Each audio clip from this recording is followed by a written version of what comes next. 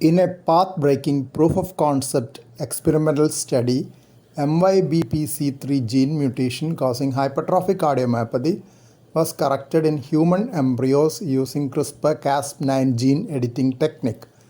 Study published in Nature from Oregon Health and Science University, Portland, USA, showed successful repair of the defective gene by cutting off the mutant sequence using CRISPR-Cas9.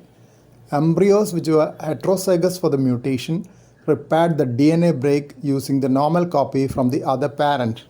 There were no off-target mutations induced in the process.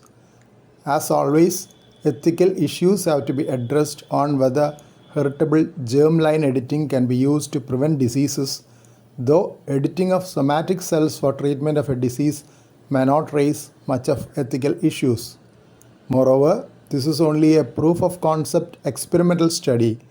Successful translation to regular offspring devoid of the pathogenic mutation as well as no new off-target mutation is still a long way off.